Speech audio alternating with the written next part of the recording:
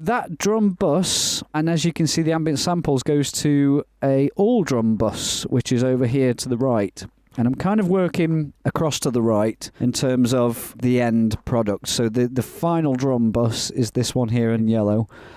And then, as you can see, the ambient samples in the drum bus, that's the kind of starting point of all of the drums, but then I'm adding parallels to this sound. And this is a great way to be able to go in and isolate and solo the returns of the parallels within the box. And the same with the reverbs as well. So as you can see, there's a drum parallel, which if I was on a console, I would be routing everything out. I used to work on an SSL G-Series quite a lot, and used to always route the drums out on the second fader to a parallel compressor. Always went to the distressor, and we can do the same thing within the box, and it works really, really well. And this is to give the drums some energy. And it's not a lot, it's just all very small amounts being blended in, but it gives the drums a little bit more sustain and quite a lot more energy. Just a little bit of it tethered in really, really does help. I'll go through and show you these individually as we're going, but I'll just explain for now what they are. And then there's a kick/snare parallel, which is basically just the kick drum and just the snare drum going to a parallel distressor as well.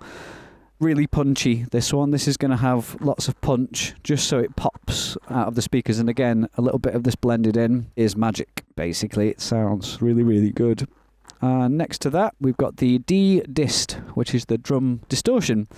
And I always use a Culture Vulture for this. This unit is awesome on drums.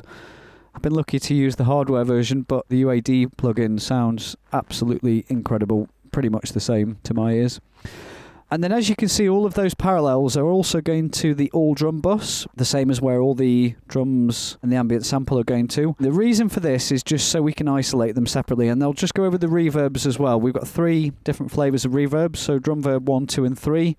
The first one is an EMT 140 plate reverb. It's on the C plate, only a smallish kind of room. I'll be able to go in and isolate those for you in a second, but I kind of want different flavors of drum reverbs. The second one is the Bricasti on the weights room setting. I used to use the hardware version of this all the time on drums, and I absolutely love it. Again, it's just a small room, but it's got a nice bottom end, really nice, smooth sound to it. And the third one is also a Bricasti Amsterdam Hall setting, which is just for the snare drum. As you can see, it's just over a 2-second decay. Again, just small amounts of these going in. The flavors of them are really, really good. So what I can actually do now is show you how I can go and isolate, because usually if you were to create a bus within Pro Tools, you can't solo it. For example, the drum parallel, if I solo that, it's going to be muting all of the individual sends. Now you could change that by putting it into pre-fader, but I don't want it to go into pre-fader, I want to keep it in post.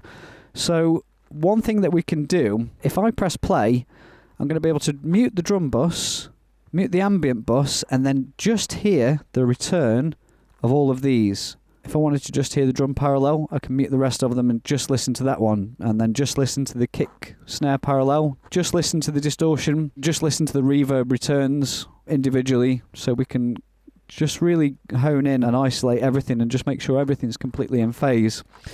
So I'll give you an example of that now so you can see exactly what I mean.